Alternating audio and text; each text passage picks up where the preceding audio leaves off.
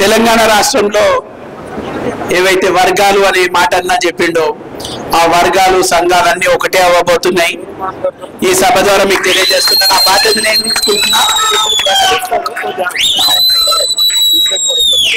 కాసాని జ్ఞానేశ్వర్ ముదిరాజ్ గారు, బండా ప్రకాష్ ముదిరాజ్ గారు, ఈటల రాజేందర్ ముదిరాజ్ గారు, అలాగే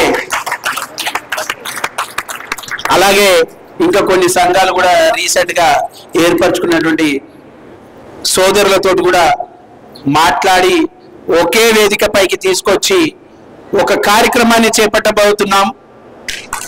వాళ్ళందరినీ కూడా పర్సనల్ గా కలుస్తూ ఈ జై ముదిరాజ్ మీడియా సాక్షిగా చెప్తున్నాం, డిసెంబర్ 1వ తారీఖు రోజున ఏదైతే తెలంగాణ తొలి అమరుడైనటువంటి పోలీస్ కృష్ణ సాక్షిగా ఆ రోజు మనము ఆదిలాబాద్ నుంచి అలంపూర్ వరకు ఈ యొక్క రాష్ట్ర నేషనల్ హైవే 44 ని మనం బంద్ చేసి మన యొక్క నిరసన తెలియజేస్తున్నాం.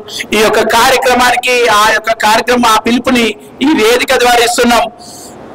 డిసెంబర్ 1వ తారీఖు రోజున ఆదిలాబాద్ నుంచి అలంపూర్ వరకు మన యొక్క తెలంగాణ ప్రాంతంలో ఈ యొక్క నేషనల్ హైవేని దిగ్బంధం చేసే కార్యక్రమాన్ని పిలుపునిస్తున్నాం.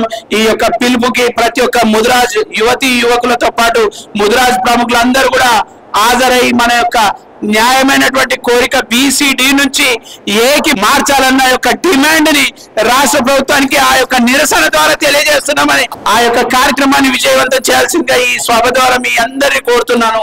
జై ముదిరాజ్, జై ముదిరాజ్.